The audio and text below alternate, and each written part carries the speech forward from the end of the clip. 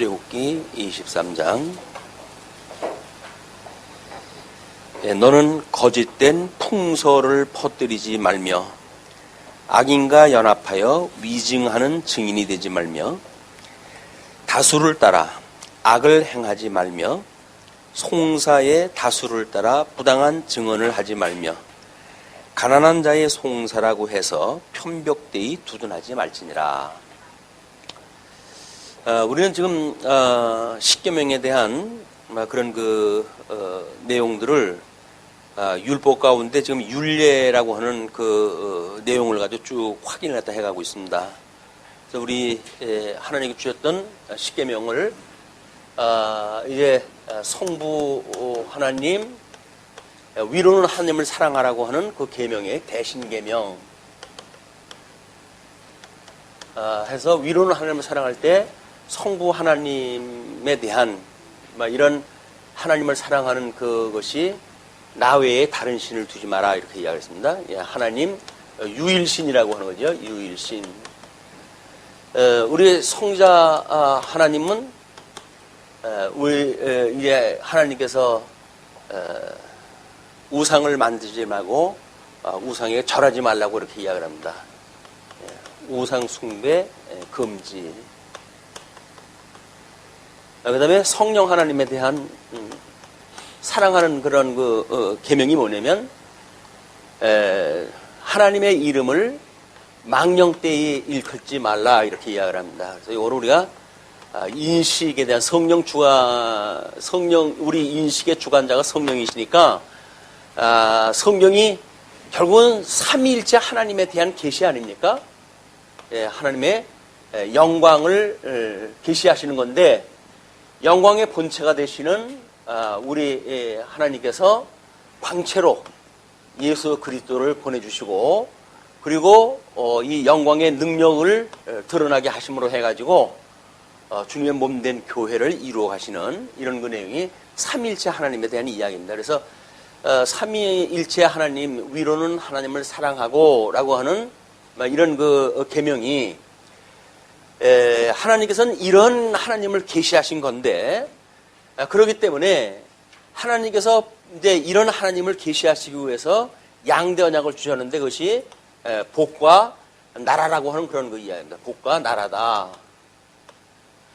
그런데 이런 하나님을 경외하면서 에덴 동산에서 그들이 선과 악을 알게 하는 가일나무 열매를 따먹지 말고 살면 이 에덴에서 복을 누리며 살 수가 있었겠죠. 그러나 하나님의 양대 언약을 하신 것은 이미 창세전에 그리스도 안에서 선택하기로 예정되어진 자가 있고 이제 버리기로 예정되어진 자가 있기 때문에 하나님께서는 이 양대 언약을 통해 가지고 복과 나라라고 하는 두 가지의 그런 언약을 주셨지만 이 복과 언약은 아담이 에덴 동산에서 영원붕통 누리면 안 되는 그런 조건입니다. 왜냐하면 저 선택과 유기를 이루려고 한다면 이 복과 나라를 일단 상실하게 해서 이걸 상실하게 하시고 그러므로 이제 이 어두움의 세계에다가 이 어두움의 세계라고 하는 것은 이 진리가 왜곡되어지고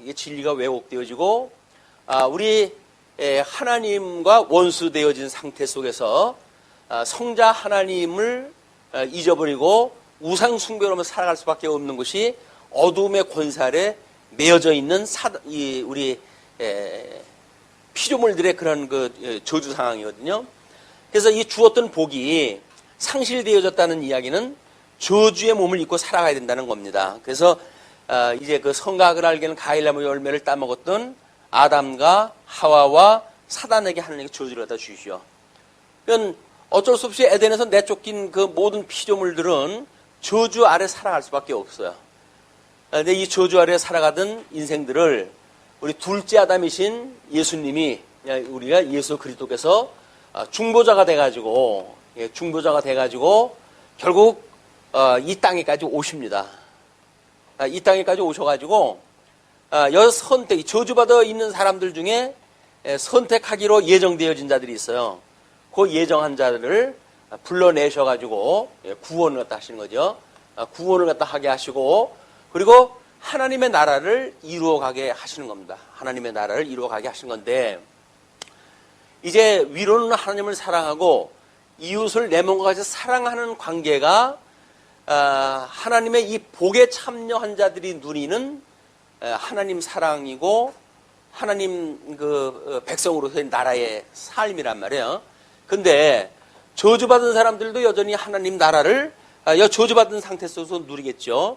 그걸 우리가 이제 하나님께서 우리 이 세계 속에다 버려두었다. 죄 가운데 우리를 두었다. 뭐 이렇게 하시지만 궁극적으로 여기서 건져내질 않으면 이 유기하시기로 예정되어진 자들은 결국 심판날 이것이 영원한 사망으로 이제 부활되어진단 말이에요. 그렇죠? 영원한 사망으로 부활되어진다. 그래서 왜 하나님께서 유기라고 이걸 우리가 신학자들이 이야기를 했을까? 근본 원칙인 복과 나라를 상실해져 있는 상태, 거기에 내어버려 두었다 그 이야기입니다. 내어버려 둔 상태예요. 여기서 믿지 않는다고 뭐 자기네들이 선택을 한다, 뭐 하나님을 믿고 믿지 않고가 자기한테 결정에 달렸다, 식은 소리를 했다 하는데 천만의 말씀이에요. 하나님께서 이미 버리기로 예정되어진 자들이기 때문에 이 진리를 인식할 수도 없고 진리로 보였던 영광의 광채이신 예수 그리스도를 중보자로 알아볼 수도 없고 또 그 예수 그리스도와 성령을 보내주신 하나님에 대한 것을 알아볼 수가 없다. 심지어 이제 20세기에 들어서가지고 하나님은 죽었다라고 하는 선언에 이르게 되어진 겁니다.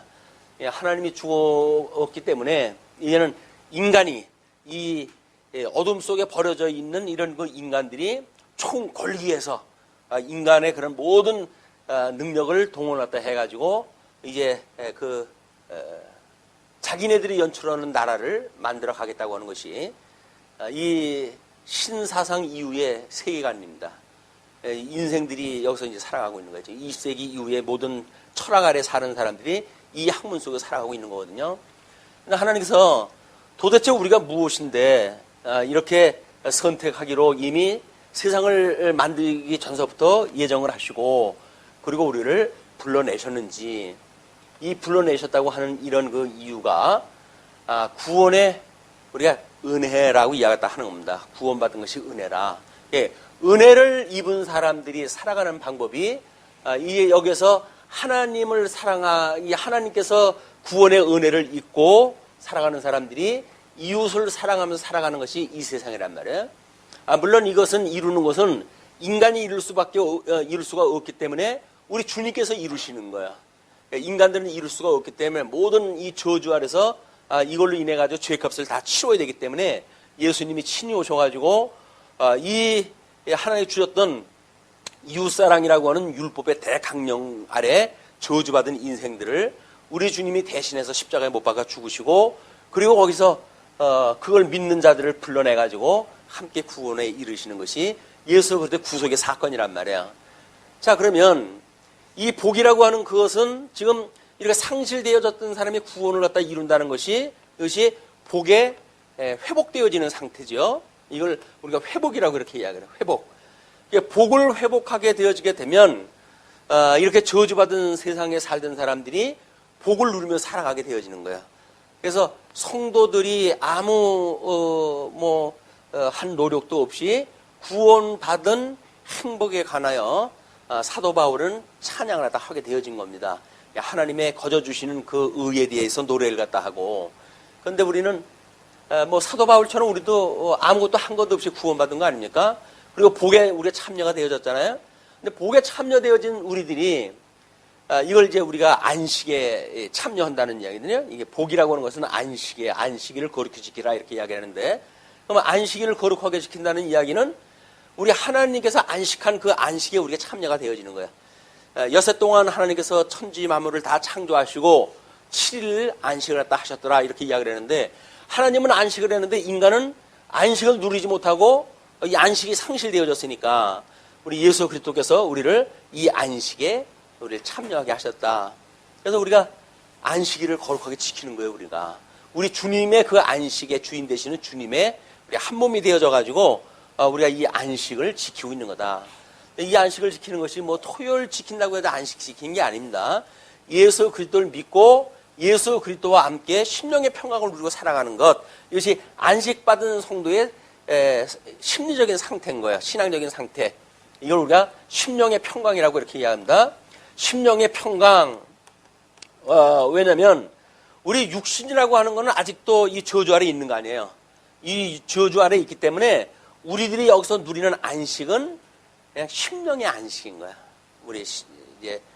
우리 영혼이 구원받았다고 하는 그런 심령의 평강이고, 가나안 땅에 들어가서야 비로소 이스라엘 백성들이 안식을 누리듯이 우리도 육신의 장막을 벗어버리는 순간 영원한 안식에 이제 우리가 함께 있는 겁니다. 하나님의 영원 무궁도로 찬양을 하면서 여기가 우리 궁극적으로 가야 될 곳이에요. 그런데 이제 이 궁극적으로 복에 참여하는 사람들의 나라의 성질이 어떤가가 우리 대인계명이라고 이제 보통 이야기가 되어진 거죠. 이 대인계명은 우리가 자손 생육하고 번성하라, 땅에 충만하라, 그리고 다스리라 라고 하는 3대 요소로 해가지고 주어졌다고 그렇게 이야기를 했어요. 그래서 이 자손에 대한 거는 생육 번성을 또 해야 되니까 생육 번성하기 위해서는 살인하지 말고 그리고 간음하지 말고, 이것이 우리 자손 언약을 이루시는 하나님의 사랑하는 방법이에요. 그리고 땅 언약이라고 하는 건 우리가 이걸 사회적인 영역이라고 이렇게 이야기를 하면, 땅 언약은 경제적인 영역이라고 이렇게 이야기를 했잖아요. 이 경제적인 영역이라고 하는 거는 우리가 다른 사람의 걸 탐하면 안 되죠. 그래서 도적질을 갖다 하면 안 되고, 그리고 이런 자기의 어떤 이해관계에 의해 가지고 위증을 하지 말라는 겁니다. 위증하지 말고, 특별히 이웃고 탐하지 말고, 옆에 사람 자꾸 이렇게 나보다 밥그릇이 큰지 적은지 자꾸 힐끗힐끗 쳐다보면서 그래가지고 이웃을 탐하지 말라는 거예요. 우리는 이 상대적으로 해가지고 이것 때문에 힘들어하는 거 아닙니까? 저 사람은 나보다 뭐 잘난 것도 없고 그런데 왜 나보다 더 많이 가졌지? 그 이야기예요. 근데 하나님이 주신 거라니까요. 이 복에 참여하는 사람들은 하나님에게 주셨다고 하는 게 믿어지기 때문에 다른 사람이 더 가지고 있고 더 많이 가지면 축하를 갖다 해주죠. 축하한다고. 근데 이 복에 참여하지 못한 저주에서 사는 이런 사람들의 특징은 여기서 경쟁력만 도발이 되어지는 거예요. 그리고 나보다 다른 사람이 모든 걸 뭐 좋게 가졌거나 뭐 많거나 크거나 강하거나 하게 되면 자꾸 시비를 갖다 걸고 이렇게 되어지는 것이 타락되어진 인간들이 가지고 있는 겁니다. 통치 언약을 우리가 정치 영역이라고 이렇게 이야기를 했어요. 이거는 내 부모를 효도해라. 부모에게 효도하라. 그런 그 이야기거든요. 이건 우리가 정치 질서에 대한 전반에 대한 이야기지, 어버이에 대한 효도라고 하는 협의적인 문제가 아니란 말이에요, 지금. 왜? 이 하나님 나라의 3대 요소에 대한 전반적인 질서를 지금 이야기하는 거거든요. 그러니까 우리 이웃을 사랑한다고 하는 대인 계명은 철저하게 이렇게 우리가 국가의 3대 요소를 누리고 있는 그런 것들을 세상 사람들이 누리는 것은 정 다르게 우리 예수님이 구원해 주셨고, 예수님이 기초가 되어져서 예수님께서 이 성령을 통해 가지고 인식을 갖다 하게 하고, 그래서 깨달아 하나님의 그 말씀을 통해 가지고 말씀이신 예수 그리스도의 교훈에 의할 것 같으면 이 교훈으로 깨달아 알고 믿어 경외하게 되어지는 것, 이것이 우리 인식의 원리라고 이야기를 했어요. 진리 인식의 원리입니다. 이것도 다 성령께서 우리 교훈을 갖다 해주셔야 돼요. 성령께서 깨닫게 해주셔야 됩니다. 성령께서 알게 하셔야 돼요. 성령께서 믿게 하셔야 되고요. 성령께서 경외하게 하셔야 되는 거예요. 하나님 앞에 지음을 받은 우리들은 소위 먼지라고 우리가 신앙 고백을 합니다. 우리 믿음의 선배들이 먼지가 뭘 합니까? 그냥 하나님이 없다고 하는 자들은 마치 자기네들이 뭘 연출할 수 있다고 믿는 거예요. 그러나 우리는 하나님의 절대 주권을 인정하면서 우리가 이걸 못해가지고 지금 예수님이 오셔가지고 우리 대신 돌아가신 거 아닙니까? 근데 그걸 우리가 할 수 있다고 또 뭐 이렇게 교만하면 안 되죠. 이거 역시 예수님이 온전케 하신 것이고, 온전케 하셨던 그 십계명을 우리로 하여금 지키라 명하셨어요. 그 명하셨다는 이야기는 명하게 하셨던 분께서 이루어지게 하신다는 거예요. 이게 주권을 가지고 그의 소위 하게 하신다는 이야기입니다. 하나님께서. 절대 주권을 가지고 계신 하나님께서 우리로 하여금 이렇게 살아가게 하시는 거예요. 우리는 그걸 보고 아, 나한테 이런 열매가 맺네요. 주님이 계신 것이 분명하네요. 성령께서 능력을 줘가지고 이 일을 갖다 해가시네요. 그리고 영원뭉토록 하나님을 찬송하면서 살아가는 거라니까요. 여기서 뭐 조금 뭘 갖다 하게 되면 주님 제가 어때요? 이거 했는데 뭐 해가지고 이웃 사람하고 경쟁을 갖다 하고 이렇게 하는 거는 사랑하는 관계가 아닌 거예요. 우리는 전폭적으로 하나님께서 이렇게 해주셨다고 믿고 우리가 우리를 온전케 하신 주님을 바라보고 그분을 소망으로 이렇게 살아가는 것이다. 이것이 대인계명에 대한 원리다. 이런 것은 우리 요한 2서에서 그 요한이 이야기했던 것처럼 너희들에게 내가 계명을 주는데 그 계명은 새 계명이 아니다. 옛날부터 가지고 있던 거다. 그 이야기예요, 이게. 왜? 율법의 대강령이 사랑이라고 하는 두 강령이기 때문에 이거는 이미 구약의 율법을 주실 때 율법의 정신이 이랬던 거예요. 그것이 왜곡이 되어졌고 왜곡되어진 걸 예수님께서 온전케 해가지고 다시 이루는 형식으로 해가지고 새 계명이라고 이름을 붙인 거란 말이에요. 옛 계명도 못 이루는 사람이 새 계명을 이룰 수가 있겠습니까? 결국 이 새 계명을 우리가 예수님이 가르치신 내용을 보게 되면 옛 계명의 원리가 이렇게 되어진 거예요. 언약대로 우리 예수님이 왔다. 다만 첫째 아담 이후에 출생한 인생들은 이런 걸 할 수가 없어서 다 망했기 때문에 둘째 아담이신 예수님이 와가지고 우리를 대속해서 모든 죄로부터 구원을 해가지고 당신께서 친히 이루어 가시니까 그 새 계명은 주님께서 이루시는 계명이에요. 주님께서 명하셨고 주님께서 이루시고 그리고 우리 남은 자들에게 남은 고난을 너희들이 채워라 라고 하는 형식을 통해 가지고 한 몸인 걸 확인시켜 주시는 거예요. 우리들한테 남은 고난을 채우라는 그 이야기는 지금 하는 길에 다 해주시지 그거 뭐 남겨놓고 나보고 하라 그래요. 이렇게 하는 개념이 아니란 말이에요. 우리가 여기서 목숨을 다 해가지고 무슨 하나님 앞에 이렇게 충성하는 일이 있다 할지라도 그건 오히려 하나님께서 은혜로 내가 한 것에 네가 참여되어진 바 되어진 거야 라고 하는 걸 확인시켜 주시는 은혜의 자리래요. 그걸 어려 자랑할 게 없습니다. 주님께서 은혜로 우리를 이거를 깨닫게 하시는 일이기 때문에 우리가 공감대가 없으면 예수님은 붕 떨어져 가지고 뭐 우리 많은 사람들 다 예수님이 우리 구원했다고 믿습니다. 그런데 조금 잘한 거는 예수님이 했다고 그럴까요? 안 그래요. 자기네들이 했다고 그러니까. 그러니까 그 사람들은 여전히 이 구약적인 율법관을 넘어서질 못한 거예요. 그리고 뭐 조항을 쭉 적어놓고 그거를 지키면 된다고 이야기를 하는데 지킬 수 있으면 얘네는 다 지켰죠. 그 사람들은 뭐 대단했던 사람들 아닙니까?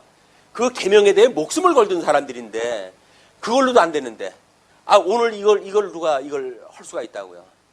그래서 우리는 이걸 할 수가 없는 거예요. 우리는 주님께서 내가 이룬 거야. 왜? 당신이 다 이루신다고 약속을 했으니까 이루시는 건데 그 이루시는 거를 남은 고난이라고 하는 그걸 채워가지고 우리들한테 주님께서 이루는 것이 맞군요 라고 하는 참여의 기회를 주신 것이 우리가 은혜에 참여하는 자들의 행복한 그 생활이란 말이에요. 하나님 나라, 이웃을 사랑하며 살아가는 성도들의 사랑의 모습이다. 이런 개념을 모르게 되면 밥 한 술 주면서 사랑을 갖다 했다는 둥 이렇게 이야기를 하게 되면 하나님이 능력이 없어가지고 뭐 밥을 안 줍니까?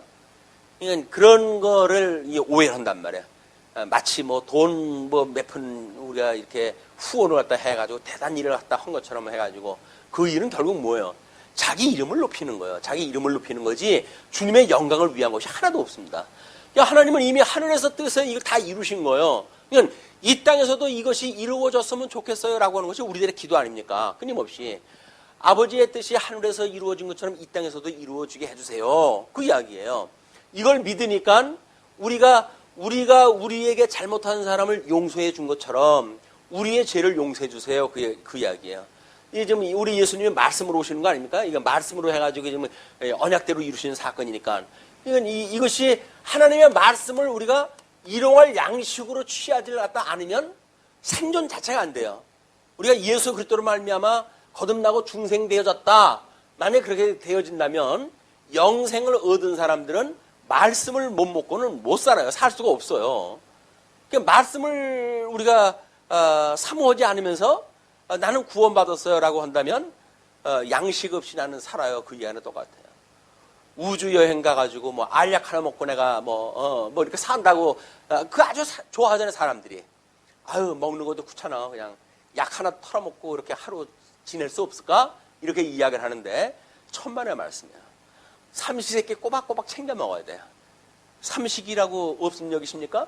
은퇴해가지고 세끼 좀 달라고 그랬더니 아이고 삼식이 해가지고 관세 여시나요? 그거는 양식에 대한 모독이에요. 이 양식이라고 하는 거는 세끼를 갖다 꼬박꼬박 우리가 조리하고 먹고 나누고 이러면서 하나님의 이 말씀을 음미하는 건데 그거를 기능적으로 해가지고 알약 하나로 해가지고 대치시키고 그야말로 철저하게 이 망할 세상에 그런 그 현상들이다. 말씀은 우리한테 필요한 거야. 그걸 좀 넉넉하게 먹었으면 좋겠는데 이거 뭐 큐티를 갖다 한다 어쩐다 해가지고 성경 한 구절을 읽어가지고 일용할 양식을 삶으니 얼마나 참 불쌍합니까? 그게 뭐예요? 알약 하나 가지고 하루 종일 그거 가지고 살겠다는 거야. 곱씹고 해가지고. 그런데 하나님 말씀 그렇게 먹어가지고 성도 안 차죠. 이 말씀을 일용할 양식을 신구약 성경을 통째로 해가지고 이게 이루어진 것이 무엇인지 그 뜻을 우리가 깨닫고 살아가는 것이 영적 예배니까. 그래서 이 뜻이 분별되어졌을 때 우리는 항상 기뻐할 수가 있는 거죠. 범사에 감사할 수가 있는 거예요. 그리고 이것이 너무나 좋으니까 쉬지 않고 기도하게 되어진다. 이것이 우리를 향하신 예수 그리스도 안에서 우리를 향하신 하나님의 기뻐하신 뜻이래요. 그럼 성도가 사랑하면 사랑하는 거는 이거예요.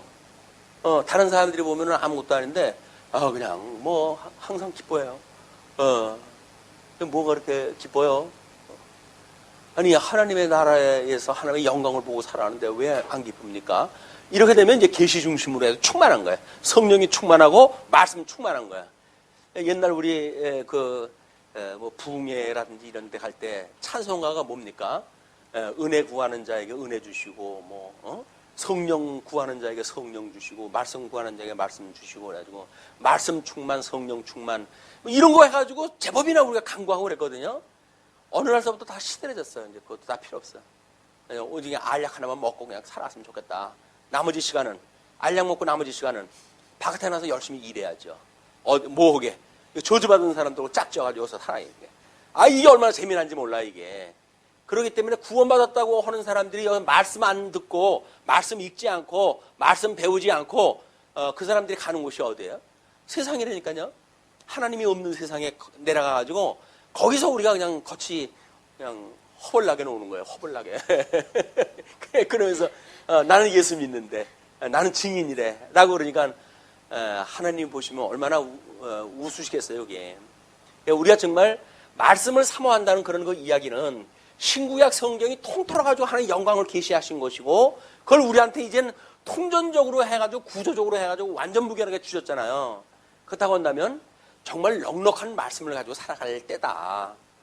물론 성경을 우리가 이제 밖에 나가서 사회생활 이렇게 할 적에도 사회생활을 하거나 경제생활을 하거나 정치생활을 할 적에도 하나님의 선한 뜻을 분별하면서 주님의 기뻐하시는 뜻이 이거야 라고 하는 영적 예배가 가능한 이런 우리들의 삶이야말로 우리 주님께서 가르쳐 주신 기도를 가지고 쉬지 않고 기도하는 것 하는 거죠. 우리가 제발 이 악으로부터 여기서 어차피 우리가 살아갈 수밖에 없어요. 그냥 살아가는 이 세상 속에서 시험에 빠지지 않게 해주세요. 전부 시험거리거든요. 전부 미혹을 했다 하는 자들. 할 수만 있으면 그냥 택한 백성이라도 집어삼키려고 우는 사자와 같이 넘보고 있어요. 여기서 호시탐탐. 그렇기 때문에 우리는 하나님의 끊임없이 시험에 빠지지 않게 해주세요라고 기도를 갖다 해야 돼요. 사면초가인데 그런데도 불구하고 이 좋은 세상이고 밝은 세상에 뭐가 사면초가요. 그 밝은 세상이 사면초가라니까요. 그게 음부의 장난이라니까요. 문화의 발전 전부 그 사단들이 장난질을 치는 거예요. 그래가지고 사람들을 소위 세상에서 말하고 있는 합법이라고 하는 걸로 가장을 갖다 해가지고 교회의 모든 법들을 갖다 무너뜨리고 질서를 갖다 무너뜨리고 있다. 깨어있지 않으면 이제 안 됩니다.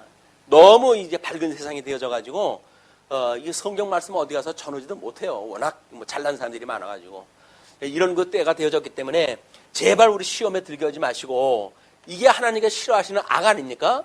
그러니까 이거로부터 우리를 구원을 갖다 해주세요. 우리 영혼을 구원하셨던 하나님께서 우리들의 이 몸도 구원을 갖다 해주세요. 그 이야기예요.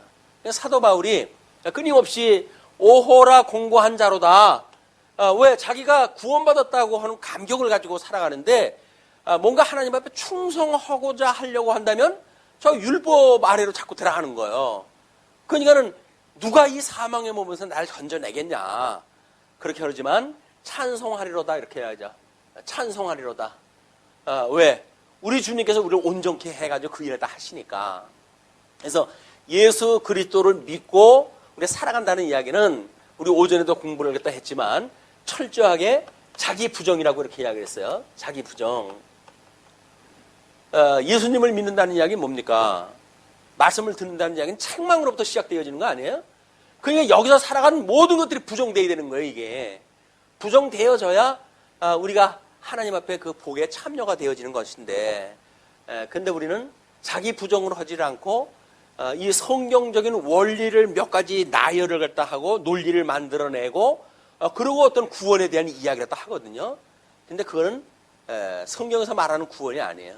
구원은 철저하게 여기서 죽어야 돼요. 여기서 죽어야 여기서 새로운 세계에 사는 거지, 여기서 살면서 자기를 합리화하고 그러면서 자기는 뭐 구원을 받았다는 둥 이렇게 말하는 거는 논리적으로 맞지 않습니다. 뭐 사석에도 그런 그 이야기도 했지만, 우리가 자기를 그 부정한다는 이야기는 어떻게 보면 우리 예수님을 믿는다는 것도 마찬가지 아니에요? 말씀을 듣고 거기서 우리가 우리의 죄를 고백이 나와야 돼요. 죄의 고백이 나와야 자기 부정이 이르게 되잖아요. 근데 이거 죄를 깨닫지 못하고 죄를 깨닫지 못한다고 한다면 자기 부정이 이루어지지 않죠. 이게 일어나질 않아요. 자기 부정이 없는 뭐 은혜를 말한다는 이야기, 소위 싸구려 복음이라는 겁니다. 내가 구원을 받았다, 뭐 이거 풍설로 다 들은 이야기들이에요. 근데 진정성이 없어요. 진정성이 있다고 한다면 정말 죽어 마땅합니다라고 하는 것을 우리가 여기서 고백을 다 해야 돼요. 오라 공고한 자로다.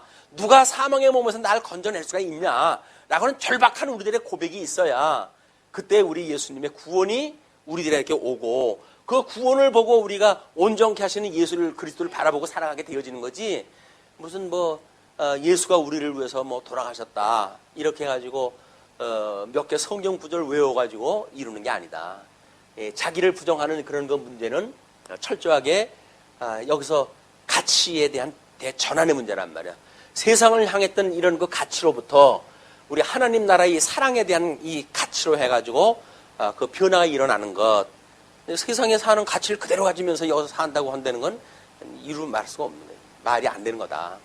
어떻게 우리가 여기서 물론 뭐 하나님 배워가는 수단으로 다 주신 거니까 수단적 가치로는 우리가 뭐 있지요. 근데 그 수단적 가치는 수단적으로서의 가치가 있는 거지만, 그것이 여기서 사는 것이 목적적 가치이기 때문에 하나님을 경외할 수 있는 충분한 우리가 학습이 돼야 된다. 그러니까 여기서 주는 이 모든 수단은 하나님을 배우는 학습에 대한 그 이야기야. 이 학습할 수 있는 어떤 그런 수단이지, 이것이 뭔가 여기서 누리고 자기가 뭐 이렇게 잔치 피고여서 그렇게 자기 이름 높이고 영광 허영이라고 그러잖아요. 허영심. 자기가 없는 영광을 다 스스로 만들어가지고 면류관을 뒤집어 쓰고 까불고 그러는 건 아니다. 다만 하나님이 어떠한 분인가를 끊임없이 배우고 익히는 수단으로서의 가치가 있는 거다. 왜? 죄를 깨닫게 하시는 그런 기능이 있으니까. 그래서 그 죄를 깨닫게 됐을 때 자기 부정이 이루어지고, 여기서 우리가 죽어야, 이 죄로부터 죽어야 우리 신령한 세계로부터의 구원의 은혜를 맛보게 되어진다. 이게 끊임없는 성경에서 말하고 있는 계명의 원리고 복음적인 원리란 말이에요. 이런 그 원리를 가지고 성경 그냥 읽어나가면 그냥 풀리게끔 돼 있어요. 이제 이런 원리 아래 푸니까. 그래서 우리 지난 시간에 다 못 풀었지만 23장의 그 1절부터 3절까지 그 내용이 부당한 증거금지 아닙니까? 위증하지 말라 그런 그 이야기인데, 너는 거짓된 풍소를 퍼뜨리지 말며. 풍소를 왜 퍼뜨릴까요? 자기한테도 유익이 있을 것 같잖아요. 요런 풍소를 퍼뜨려 놓으면 내가 미운 저 사람이 함정에 빠지고 다른 사람들이 내 말에 또는 풍설을 따라가지고 저 사람의 어떤 위해를 가하겠지. 그렇게 해서 자기 손에다가 피를 갖다 안 묻히고 다른 사람을 죽이겠다고 하는 아주 사악한 살인행위예요. 예, 다른 사람 말을 갖다 퍼뜨리고 그러는 건 별로 이게 좋은 일이 아닙니다. 그래서 악인과 연합하여 위증하는 증인이 되지 말며 다수를 따라 악을 행하지 말며 다수를 따라 악을 행하지 말라는 이야기는 뭐예요? 보편주의에 빠지지 말아라 그 이야기예요. 여기서 100에 99이 이쪽을 간다고 하더라도 아니면 아닌 거예요. 근데 이게 우리가 소위 여기서 말하는 모든 문화는 합법이라고 하는 탈을 쓰고 있잖아요. 이 합법이라고 하는 탈을 쓴다는 이 합자가 뭐예요? 이게 다수라는 얘기, 다수. 뜻을 모아가지고 이 법이 만들어졌기 때문에 다수가 동의하는 법이기 때문에 이렇게 한다고 해서 여기 빠지지 마라 그 이야기예요. 진리가 아니면 아닌 거예요. 그러니까 다수를 따라 악을 행하지 말며 송사의 다수를 따라 부당한 증언을 하지 말며 세상에 이렇게 문화에 젖어 사는 건 뭐예요? 우리가 그래 증인으로 사는 거예요. 세속 문화를 마치 기독교 문화처럼 누리고 살면서 다른 사람한테 우리가 증인으로 사는 거니까 그럼 다른 사람이 예수 믿으면 저렇게 사는 거로구나 이렇게 오해하고 살아갈 거 아니겠어요? 이런 위증하지 말라는 겁니다. 예, 가난한 자의 송사라고 해서 편벽되이 두둔하지 말지니라. 우리가 입장을 바꿔놓고 생각을 하게 되면 마치 가난한 자라고 해가지고 두둔하고 이렇게 하게 되면 마치 선한 일처럼 보이잖아요. 근데 성경은 그것도 금해요. 하나님의 의에 의해서 옳고 그름이 따지는 거지. 가난한데 인정적으로 그러니까 강론 시간에 어떤 인정적인 선포를 갖다 해가지고 사람들의 마음을 훔치는 일은 매우 잘못되어져 있는 도적질이에요. 그게 또 그렇기 때문에 아닌 건 아닌 거로 선포가 돼야 되는 겁니다. 그래 우리가 말씀 앞에 책망을 받고 그리고 바르게 함과 의로 교육하는 하나님의 말씀에 우리가 순응하게 되어지는 거죠. 자, 그러면서 이제 4절을 보시게 되면 9절까지 공의에 관한 율례를 이야기를 합니다. 내가 만일 내 원수의 길 잃은 소나 나귀를 보거든 반드시 그 사람에게로 돌릴지며 원수의 길 잃은 건데 보편적으로는 어떤 생각이 들까요? 내가 아주 그냥 꼴보기 싫은 사람의 소야. 근데 외진 데서 만났어. 그 앞에 가면 낭떠러지가 있어. 그럼 어떡할까요? 그냥 아무도 보는 사람도 없어. 아무도 보는 사람도 없고. 그냥 저쪽으로 빠져 죽어버려라. 일단 이제 그런 마음이 들죠. 일단 그런 마음이 들고. 왜냐면, 소유물이라고 하는 그 이야기는, 이 소유물이라고 하는 그거는 이 소유자와 사실은 동등한 그 일이거든요. 우리가 하나님의 것이라고 우리가 인침을 받았다고 한다면 하나님과 우리가 같은 거예요. 그러나 세상의 마귀에게 인을 맞았다고 한다면 마귀의 꼬붕이니까 마귀 거나 똑같은 거란 말이에요. 우리가 미워하는 자라고 하는 그 이야기는 미워하는 사람의 것만 봐도 미워하는 거예요. 우리 옛날 어른들은 부인이 예쁘면 처갓집의 말뚝에도 절을 갖다 한다고 그러거든요. 왜? 그 말뚝도 처갓 말뚝이니까. 그 소유물과 소유자의 관계라니까요. 그냥 좋아하면 좋아하게끔 되어져 있는 거예요. 싫어하면 어떻게든지 그냥 어떻게든지 그냥 위해를 갖다 가하고 싶은 거예요. 그러니까 그렇게 하지 말라는 겁니다. 그런데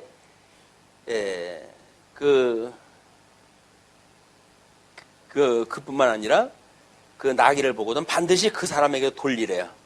이걸 원수를 사랑하는 거예요, 우리가. 근데 그거를 우리가 할 수가 없으니까 예수님이 오셔가지고 왼뺨을 때리면 오른뺨도 대라 뭐 해가지고 여러 가지 이야기를 하지 않았어요?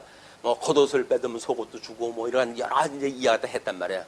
그걸 마치 행하면 그게 된다고 생각했다 한다니까요.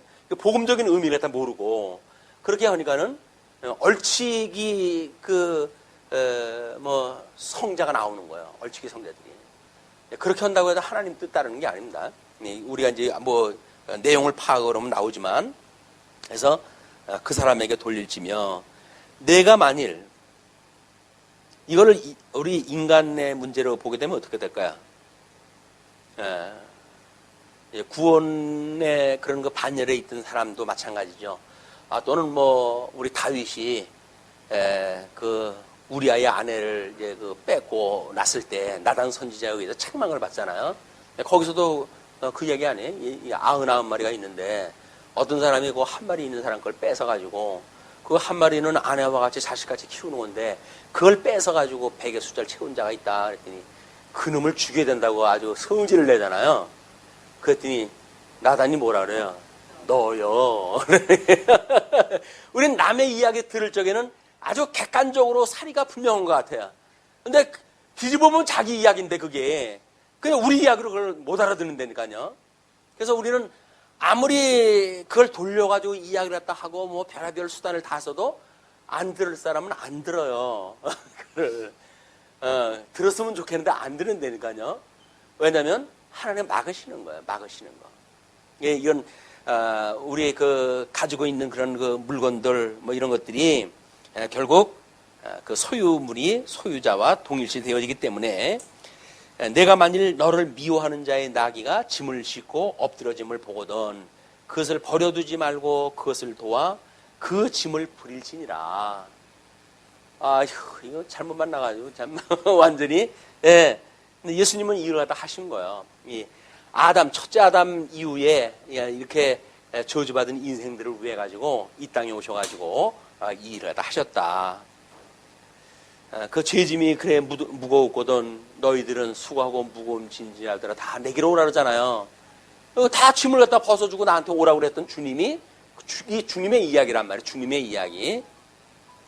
그리고 이제 6절서부터 6절에 너는 가난한 자의 송사라고 정의를 굳게 하지 말며 아까의 이야기하고 반대의 이야기죠.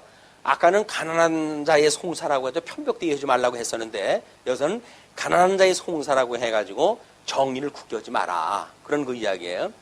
근데 뭐 우리 중고등부 아이들한테 설문조사를 갖다 했더니 한국 사회는 공평하다고 생각을 합니까? 그랬더니 80% 정도가 불공평합니다. 이렇게 이야기를 했다는 거 아닙니까? 참 슬픈 세상이에요. 슬픈 세상. 청소년의 그 밝은 눈으로 검은 걸 봐도 하얗다고 말하고 싶을 그런 그 나이인데 그런 나이의 아이들이 세상이 공평하다고 믿지 않는 거예요. 그러니까 뭐 어버이 연합에서 뭐 이야기를 하니까 또 뭐 효녀 연합이라고 또 나왔더라고. 효녀 연합이라 가지고 세대 간의 갈등도 이런 갈등이 없어요. 불행한 세상이야. 산산조각이 나가지고 위아래로 잘라지고 동서로 잘라지고 종북 뭐 또 뭐 무슨 거라 그래 그걸 뭐 해가지고 또 뭐 갈라지고 뭐 보수니 진보니 해가지고 갈라지고 산산조각이 났어요. 한국이. 이 통합을 갖다 이루고 이 하나님 나라를 살고 가야 되는데 예수님께서 귀신이 귀신을 내쫓으면 어떻게 그의 나라가 서겠느냐 그러지 않습니까?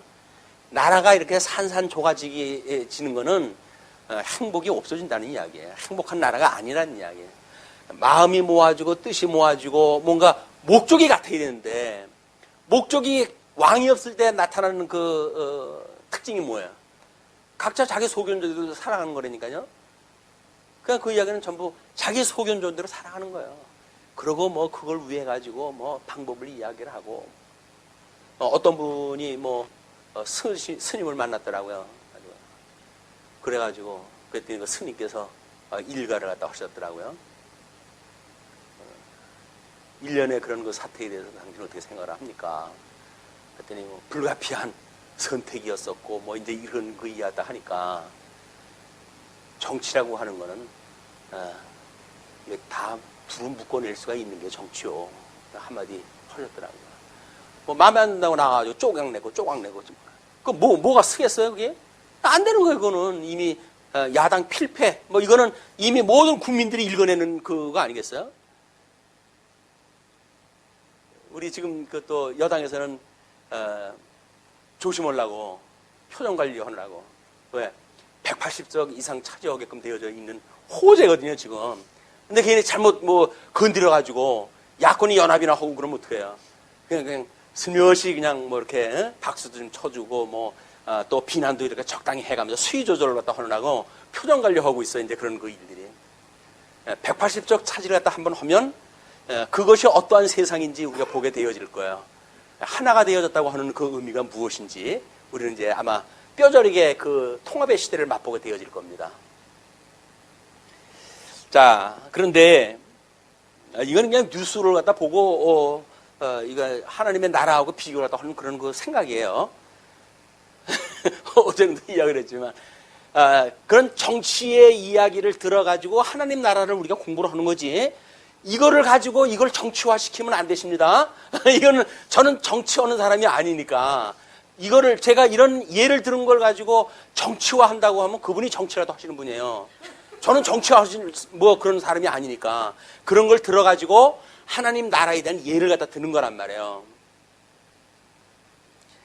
근데 어떤 사람이 그러더라고요. 말이 많은 거 보면은 그게 뭔가 꿀리는 게 있다고. 왜 변명을 하겠어요? 아니라고 하는 사람이 있으니까 제가 변명을 자꾸 하고 말이 길어지는 거예요. 예. 거짓 일을 멀리하며 거짓 일을 멀리하며 무죄한 자와 의로운 자를 죽이지 말라. 무죄한 자, 의로운 자 죽이지 말라. 그럼에도 불구하고 우리 예수님 의롭다고 하는 그 하나의 이유 때문에 돌아가셨어요. 이것이 우리 이 죄악 세상에 살고 있던 우리들의 일입니다. 우리가 그분을 죽인 거지요. 우리 죄 때문에 돌아가신 거니까. 그래서 결국은 예수 그리스도를 우리가 십자가에 못 박은 자들이다. 그럼에도 불구하고 우리를 구원에 이르게 하셨으니 뭐 이 세상 남은 인생 살아가는 것이 이분 영광 위에 살아가는 건 마땅한 거 아니겠어요?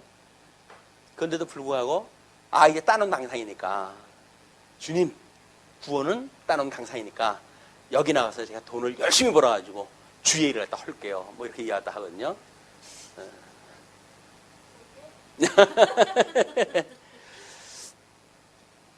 뿐만 아니라 너는 악인을 의롭다 하지 아니하겠노라. 하나님은 악인을 의롭다 하지 않겠다. 너는 뇌물을 받지 말라. 뇌물은 밝은 자의 눈을 어둡게 하고 의로운 자의 말을 굳게 하느니라. 요즘 뭐 뇌물 사태로 해가지고 나라가 뭐 보통 시끄러운 거 아니잖아요. 뭐 돈 들어가는 데는 다 뇌물 문제로 해가지고 지금 꼬여져 있으니까. 참 돈 꽤 사랑하는 시대에 지금 돈을 사랑하는 시대. 돈이면 자주간 뭐 자기 영혼도 팔아먹을 정도로 지금 돈이 귀한 시대가 되어졌고 아주 절대 가치 있는 세상이 되어졌다. 그래서 재물과 이 재물과 하나님을 겸하여 섬기지 말라고 이야기했다 했는데 우상을 섬기는 이런 모든 탐욕의 문제가 결국은 예수 그리스도를 부정하는 일로 드러난 겁니다.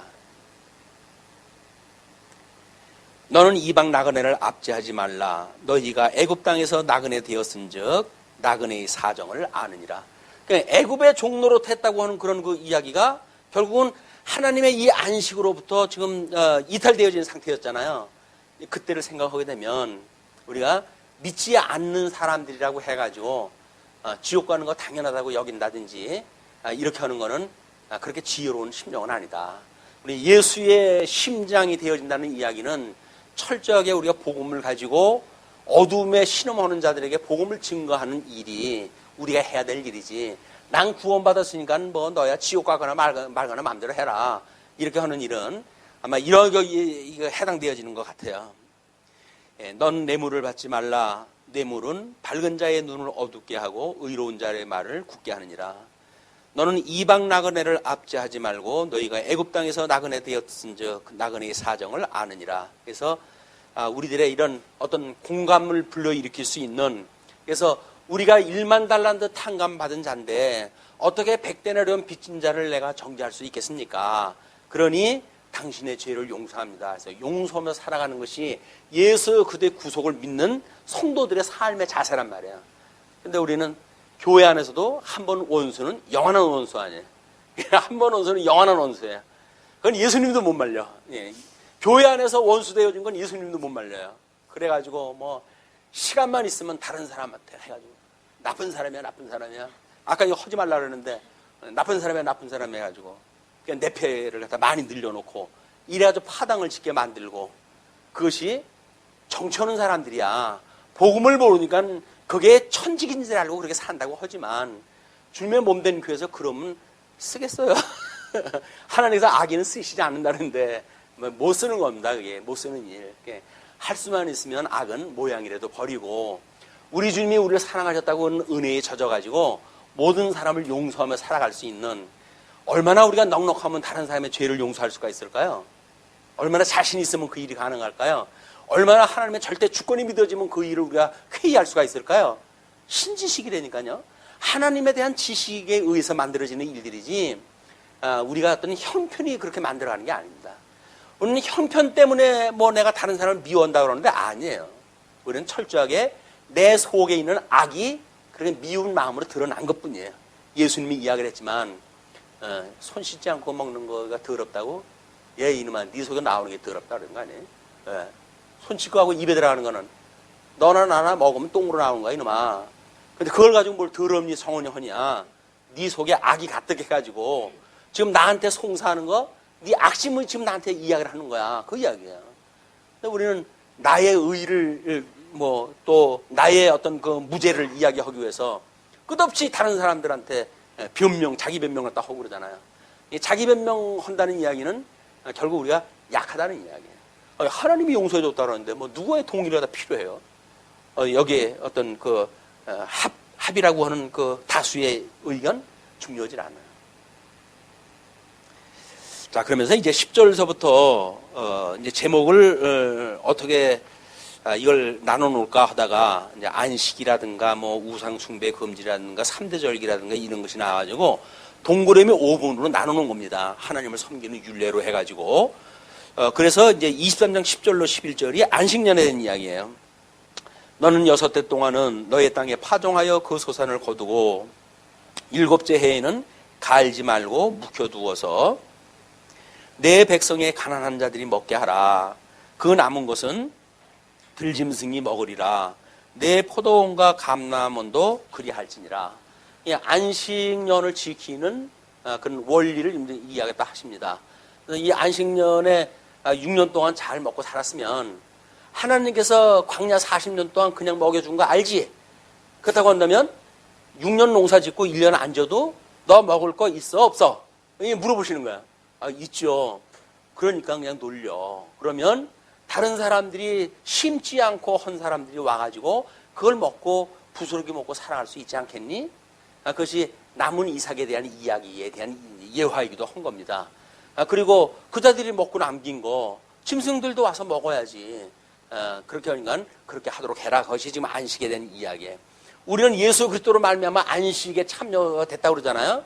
그리고 그 오병이어의 사건으로 해가지고 뭐 12바구니 7강주가 남겼는데 그것이 세상 끝날까지 복음 증거할 사람들의 양식들 아닙니까?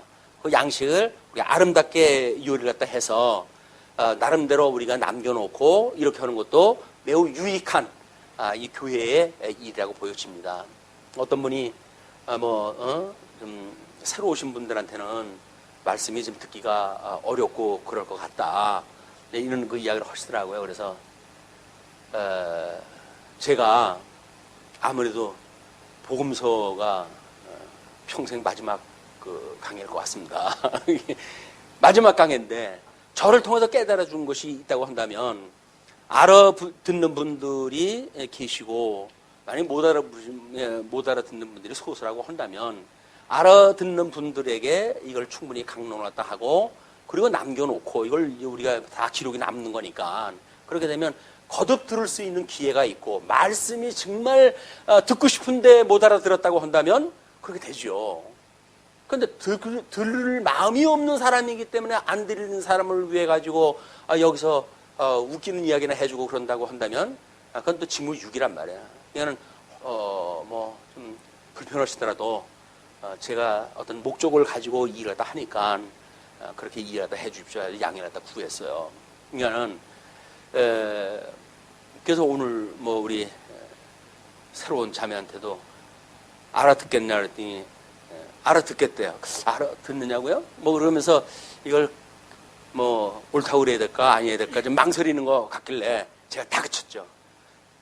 못 알아듣겠어? 알아들어요. 알아듣겠대요. 근데 만약에 듣다가 모르면 질문을 갖다 해라.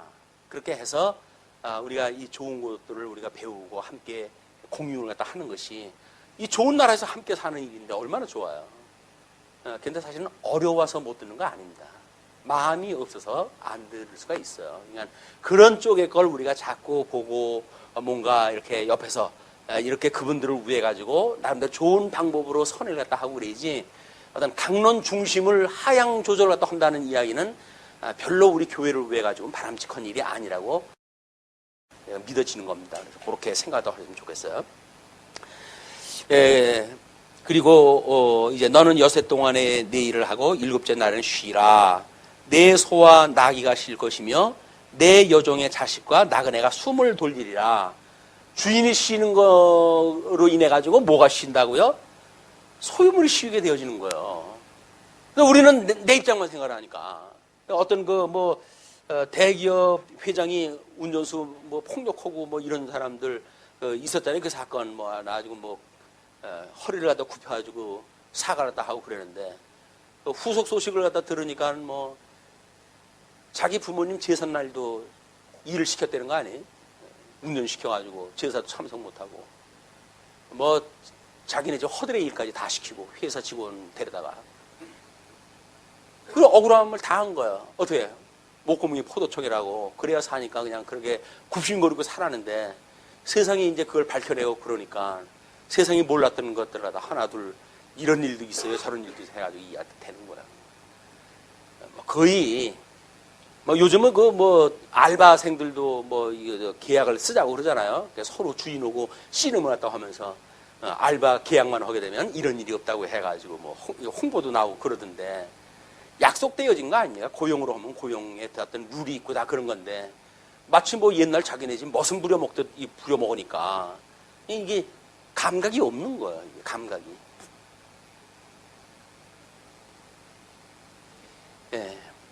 그러면서 이제 거기서 그 짐승들이 이제 쉬니까 그리고 내가 내게 이른 모든 일을 삼가 지키고 다른 신들의 이름을 부르지 말며 다른 신들의 이름을 부르지 말라는 건 뭐예요? 이분 유일하신 분이 하나님인데 다른 신의 이름을 부르면 안 되죠. 그리고 우상 숭배를 갖다 다른 걸 만들어 가지고 우상 숭배를 갖다 하는 일도 여기 해당되어지는 거야. 또 하나님의 이름만 오직 여호와 하나님인데 그걸 잘못하는 것도 여전히 해당되어지는 거예요. 그러니까 삼위일체 하나님을 왜곡시키는 그런 그 일이 여기서 하나님의 그런 하나님을 자기 마음대로 만들어 놓고 섬기는 그런 그 일이다. 뿐만 아니라 그 다른 신들의 이름을 부르지 말며 내 입에서 들리게도 하지 말지니라. 입에 담지도 말라 그런 그 이야기죠. 너는 매년 3번 내게 절기를 지킬지니라.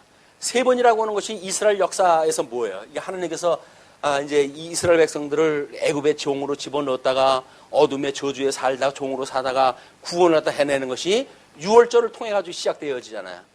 이 유월절을 하고 시작되다가 우리 이 세속과 죄라고 하는데 어쩔 수 없이 광야에 육신의 몸을 입고 살아가는 사람들이니까 이런 그 때가 됐을 때 비로소 가나안 땅을 건너가면서 맥추절을 이제 지키게 하죠. 이 맥추절.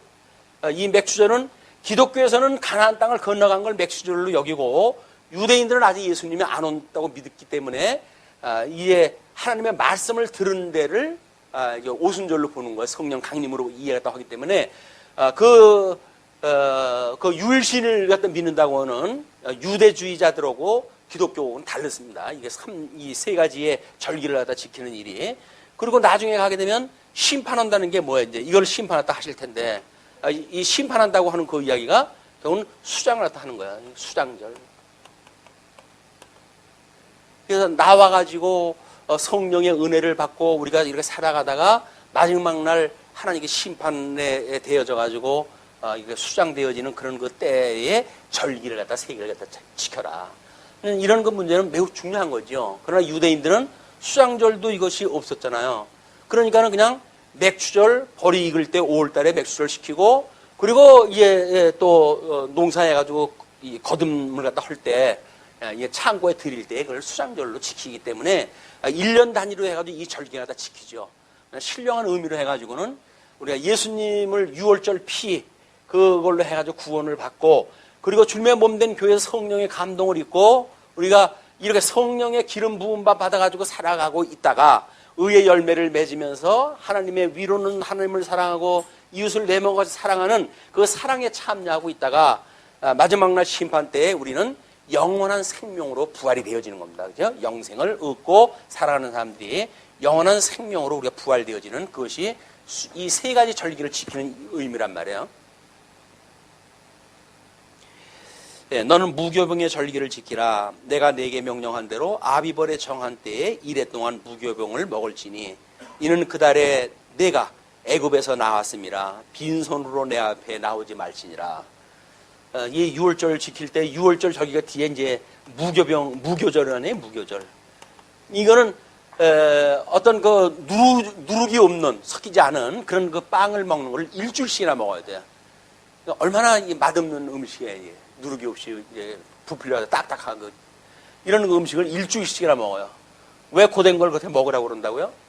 유월절 기억하고 너희들이 어떻게 구원을 받았는지 죄악 가운데 종노릇하던 너희들을 내가 너희 열조와의 언약을 기억하고 불러낸 여호와 하나님이야. 이걸 이야기를 다 해주는 거거든요. 그러니까 아직도 너희들이 이렇게 중생인으로 살아갈 때에 이 사단의 저주 아래 너희들이 놓여져 있지만 그 영혼을 불러낸 내가 너희를 온전케 해갈 거야 라고 하는 것이 지금 6월절에서 무교절 먹으면서 그걸 기억을 하는 거야. 아, 주님이 우리를 불러내셨어. 온전케 하시는 주님이 우리를 불러낼 거야 라고 하는 믿음을 가지고 살아가는 것이 성도들의 이 절기를 지키는 그런 의미가 있는 겁니다. 아마 요 정도까지 해야 맥추절 지키는 문제. 맥추절을 지키라. 이는 내가 수고하여 밭에 뿌린 것에 첫 열매를 거두미니라. 수장절을 지키라. 이는 내가 수고하여 이룬 것을 연말에 밭에서부터 거두어 저장함이니라. 이건 아까 설명을 한 거죠. 내 모든 남자는 매년 3번씩 주 여호와께 보일지니라. 이런 절기만큼은 지금 남자가 뭐예요? 남자가 머리 아니에요. 여자는 이제 뭐 그때 당시는 남자의 부속물로 여자 및 자녀에 대한 문제. 그렇기 때문에 가장이 대표로 해가지고 1년에 3차례 참여하다 허라는 이야기예요. 그래서 돌아오게 되면 아니 왜 어디 갔었어요? 자녀가 물어볼 거 아니에요? 그러면 이날은 이렇게 갔단다. 그날이 뭐 하는 건데요? 이건 이렇고 이렇다라고 해가지고 복음을 증거하는 사람으로서 이걸 다 하는 거니까 복음을 위해 가지고 그 일을 대신하는 자, 이게 누구예요? 예수 그리스도란 말이야. 주님의 몸된 교회에 연결이 되어진 거다. 네, 다음 시간에 계속하기로 하고 말씀 줄이죠. 기도하시겠습니다. 자비로우신